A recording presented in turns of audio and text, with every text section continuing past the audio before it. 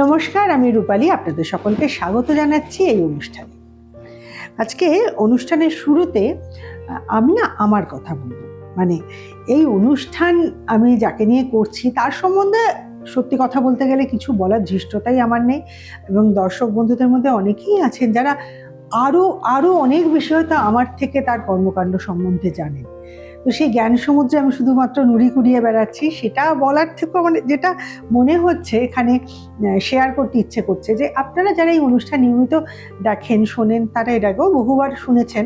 আমি অনেকবার ঘ্যান করেছি ওনার কাছে, সেই ডক্টর সোহিনী শাস্ত্রীর কাছে, যে আচ্ছা তুমি বারবার বলো যে যাদের খারাপ কর্ম আছে তাদের কর্মফল হয়, তাদের কোনো না কোনো সময় পতন হয়, কিন্তু সত্যিই কি হয় যারা খারাপ কাজ করে অর্থ রোজগার করে তারা তো সমস্ত সিস্টেমটাকেই কিনে ফেলতে চেষ্টা করে, এবং তারা কখনো কখনো সেটা পারেও, তার ফলে তারা খারাপত্বই তো একটা মানে সংগঠিতভাবে কায়েম করে। আর ততবারই উনি বলেছিলেন গ্রহ নক্ষত্রের বিচারে, উপরওয়ালার বিচারে কেউ পার পায় না। প্রত্যেকের কর্মফলের একটা বৃত্ত থাকে, প্রত্যেকের হয়তো এই মুহূর্তে হয়তো তাদেরকে যে গ্রহগুলো সাপোর্ট করছে তারা ডাউনফল আটকাচ্ছে, তার উপরে তুলে দিচ্ছে। খারাপ কাজ করলে দিনের শেষে পতন অনিবার্য। এটা কত বড় সত্যি আমার মনে হয় এই মুহূর্তে আমরা সবাই জানি, সবাই বুঝতে পারছি, সবাই এইটা নিয়ে অনেকেই নতুন করে ভাবার সুযোগ পাচ্ছি। সত্যি সত্যি একটা পয়েন্টে খারাপ কাজ করলে তার শাস্তি গ্রহ নক্ষত্র থেকে উপরওয়ালা দেন। কারণ তিনি কথা প্রসঙ্গে তিনি এই কথা একবার আমায় বলেছিলেন যে কংস যতগুলো সন্তান নষ্ট করেছিলেন তারপরে কিন্তু অষ্টম গর্ভের সন্তানের ক্ষেত্রে তখনও কিন্তু উপরওয়ালা দৈববাণী হয়েছিল, তোমারে বধিবে যে গোকুলে বাড়িছে সে। তাই আমাদের অন্যায় করলে গোকুলে যে কে কোথায় বাড়ছে সেটা আমরা জানতে পারি না, ঠিক সময় এসে তারা কিন্তু শেষ করে দেয়। আর এই অষ্টম গর্ভ প্রসঙ্গে যেটা মনে হলো যে আজকে আলোচনার মধ্যেও কিন্তু এই ৮ সংখ্যাটা আসবে। সেটা মানে যে আমাদের চক্র আছে, হরোস্কোপ যেটা রয়েছে তার মধ্যে অষ্টম ঘরের কিছু অবস্থান এবং অষ্টম ঘরে বিভিন্ন গ্রহের অবস্থান নিয়ে কিন্তু আজকে আমরা অনেক কিছু জানব। কিন্তু তার আগে আমরা যাকে ছাড়াই অনুষ্ঠান করতে পারবো না তার সাথে কথা বলে নিই। সেই দেশীয় এবং আন্তর্জাতিক ক্ষেত্রে খ্যাতি সম্পন্ন শ্রেষ্ঠ 10 জন অ্যাস্ট্রোলজারদের মধ্যে অন্যতম, এবং ইতিমধ্যেই দুবার রাষ্ট্রপতি পুরস্কারপ্রাপ্ত অ্যাস্ট্রোলজার ডক্টর সোহিনী শাস্ত্রীকে স্বাগত জানাই। নমস্কার সোহিনীদি, কেমন? নমস্কার রূপালী। আমি তো ভালো আছি, তুমি কেমন আছো? আমার তো চলছে, আমিও ভালো আছি। দেখো, একটা জিনিস বলি, আজকে হয়তো আমরা আমরা সব ক্ষেত্রেই দেখবো যে আমাদের বর্তমান সরকার দেখবো বা আমাদের পার্সোনাল জীবনেও যখন মানুষ খুব খারাপ কাজ করে তখন না মানুষ বুঝতে পারে না, কারণ তখন মানুষের মধ্যে সেই বোধ বা সেই জ্ঞানটা থাকে না। এবং সেই বোধ এবং জ্ঞানটা থাকে না তার কারণ সে বুঝতে পারে না আমি কতটা খারাপ কাজ করছি, কারণ তার মধ্যে একটা নেশা, খারাপ কাজ করতে করতে জাস্টিফাই করার যে একটা আগ্রহ, এই জিনিসটা মানুষের মধ্যে থাকে। তো এবং যখন একটা সমষ্টিগতভাবেও অনেকে খারাপ কাজ করে, যখন কারোর মানসিকতা খারাপ হয় সে কিন্তু ঠিক তার দোষর পেয়ে যায়। একদম, আমি এটাই বলছি, একদম সে ঝাঁকের বই। তার কত মানুষ আছে যাদের মধ্যে খারাপ মানসিকতা রয়েছে, এবং প্রত্যেকেরই যদি জন্মছক দেখাও তার তাদের কোনো না কোনো কানেকশন আছে। এবং এই যে খারাপ মানসিকতা, উগ্রতা, অ্যাগ্রেসিভনেস, লোভী, গ্রিডিনেস, তার থেকে দেখো খারাপ কাজ অনেকভাবে হয়। মানুষকে খুন করছে, সেটাও খারাপ কাজ। আমি কারোর থেকে অন্যায়ভাবে অর্থ নিচ্ছি, সেটাও খারাপ কাজ। অন্যায়ভাবে অর্থ ইউটিলাইজ করছি, সেটাও খারাপ কাজ। অনেক রকম ভাবে কাউকে আমি দিনের পর দিন ঠকিয়ে যাচ্ছি মানসিকভাবে, সেটাও খারাপ কাজ। সেটাও কিন্তু ফ্যামিলিতে হয়। সুতরাং অন্যায়, এবং এই অন্যায় আসলে মানুষ যখন পাওয়ারে থাকে, মানুষ যখন ক্ষমতায় থাকে, মানুষ যখন অন্যায় কর্ম করে তখন মানুষ ভুলে যায় যে তাদের শক্তি সীমিত মাত্র। কারণ তারা এসছে একা, তারা যাবে একা। তো আজকে রূপালী আমাদের যেটা আলোচনা আছে, সেই আলোচনায় যাওয়ার আগে আমি একটা জিনিস একটু ছোট্ট করে ছুঁয়ে যাই, যে সেটা তুমি একটা যে বই লিখেছো, এবং এর আগে এটা নিয়ে আমাদের কথাও হচ্ছিল যে তুমি বইটা নিয়ে পরে বলবেও বলেছিলে। বইটা তুমি 7 চাকরাস এর উপরে। হ্যাঁ, 7 চাকরাস অ্যান্ড মন্ত্রাসের উপর আমি 3 বছর ধরে আমি এবং আমার টিম প্রচুর পরিশ্রম করে, আমি নিজেকে একা গুরুত্ব বা কৃতিত্ব দেব না, আমার টিমও আমাকে অনেক হেল্প করেছেন। আমার টিমের মধ্যে 2-3 জন যারা পুরো ক্রিয়েটিভটা করেছে এবং অনেকভাবে হেল্প করেছে, করে আমি কিন্তু একটা বই লিখেছি যেটা 1000 পেজেসের। এবং এটা হচ্ছে, দেখো, আমাদের শরীরের মধ্যে 7টা চক্র থাকে, বিভিন্ন চক্র, ক্রাউন চক্র থাকে যেটা আমরা কুলুকুণ্ডলিনী চক্র বলি, এবং ক্রাউন চক্র থাকে, হার্ট চক্র থাকে। এটা নিয়ে কিন্তু আমরা একটা এপিসোডে যাব যে এই চক্রের গুরুত্ব কি, এই চক্রগুলো আমাদের জীবনে কি করে। কিন্তু এই বইটা নিয়ে তুমি তো রাষ্ট্রপতির সঙ্গে দেখা করেছিলে, এই বইটা নিয়ে রাষ্ট্রপতির সঙ্গে, আর হ্যাঁ, এই বইটা উদ্বোধন করলেন বিখ্যাত স্পিরিচুয়াল লিডার, বিখ্যাত স্পিরিচুয়াল গুরু, যিনি অযোধ্যার ফেমাস ট্রেজারার। উনি হচ্ছেন স্বামী গোবিন্দ দেবগিরি মহারাজ। উনি বইটাকে প্রচন্ড প্রেজড করেছেন এবং ওনার প্রচন্ড ভালো লেগেছে।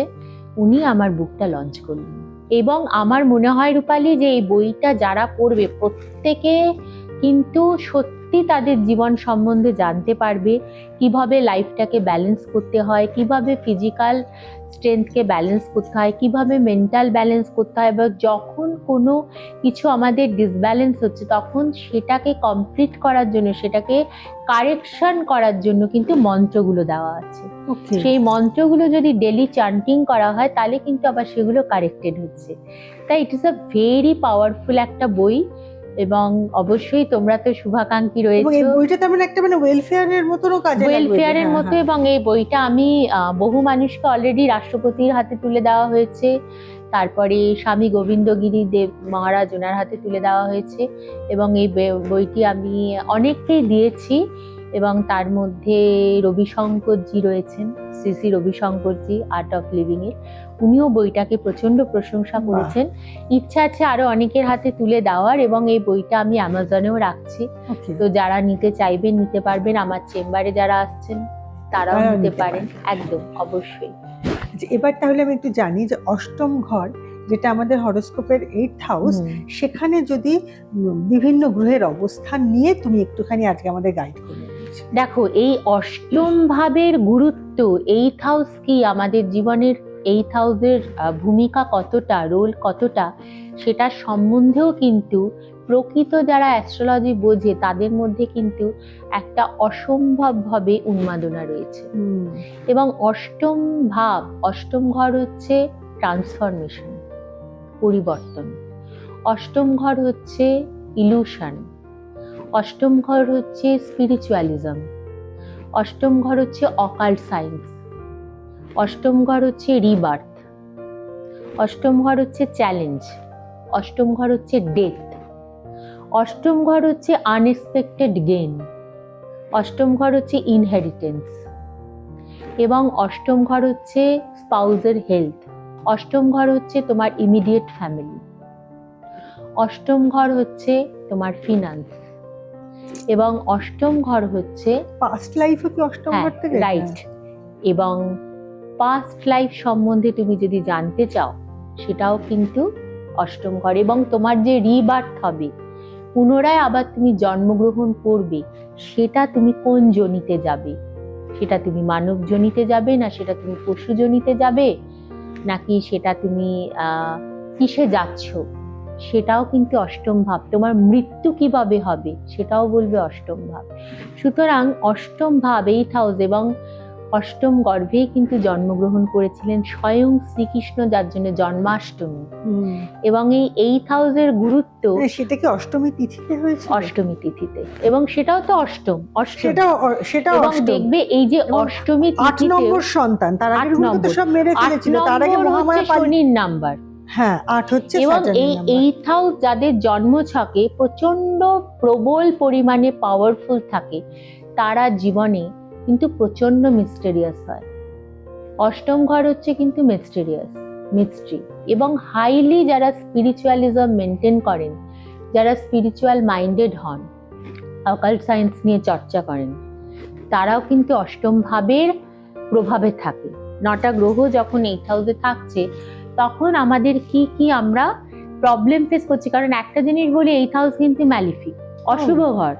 এবং 8th হাউস যেহেতু বললাম না, ডেথ, সেই কারণের জন্য 8th হাউস যেমন অনেক সময় ভালো কিছুও দিতে পারে, আবার 8th হাউস কিন্তু মানুষের জীবনে চরম চরম বিপর্যয় টেনে আনতে পারে। তো এই 8th হাউসে যখন রবি অবস্থান করছেন, সেই রবি যদি বেনিফিক হয়, মানে ধরো কারোর 8th হাউস পড়েছে সিংহ রাশি, সিংহ রাশিতে কিন্তু রবি যথেষ্ট বলবান, অথবা মেষ রাশি, মেষ রাশিতে কিন্তু রবি উচ্চস্থ, সুতরাং তার মানে তার অতটা ক্ষতিকারক না সান, তার মানে তার কিছুটা হলেও পার্শিয়াল বেনিফিট সে পাবে, পার্শিয়াল বেনিফিট প্ল্যানেট।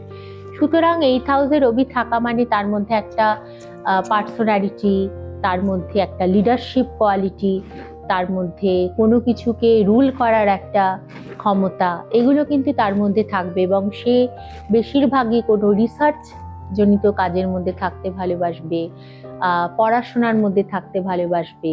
কিন্তু যেহেতু সান অষ্টম ভাবে, তাই জন্য তার কিন্তু চোখের সমস্যা থাকবে, একদম ছোট বয়স থেকে তার কিন্তু চোখের প্রবলেম, হার্টের প্রবলেম থাকতে পারে।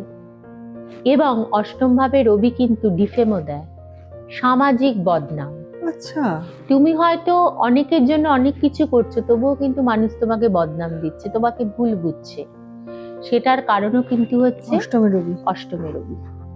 রবি যেমন আনএক্সপেক্টেড সফলতাও দিচ্ছে, আবার তার সঙ্গে কিন্তু ডাউনফলও দিচ্ছে। অষ্টম ভাবে রবি দুটোই করছে, সেটা ডিপেন্ড করছে ম্যালিফিক বেনিফিকের উপর। সেকেন্ড হচ্ছে চন্দ্র, চন্দ্র কি করছে, আমাদের ইমোশনকে গভর্ন করছে, চন্দ্র আমাদের মেন্টালি পিস দিচ্ছে, চন্দ্র আমাদের মানসিক শান্তি দিচ্ছে, এবং আমাদের আবেগকে চন্দ্র কন্ট্রোল করছে। তার সঙ্গে চন্দ্র কিন্তু হসপিটালিটি, তার সঙ্গে কিন্তু চন্দ্র হচ্ছে আমাদের শারীরিক সুস্থতা, বিশেষ করে ফিমেল অর্গানস যারা মহিলা, সেটাও পুরো চন্দ্রের কন্ট্রোলে।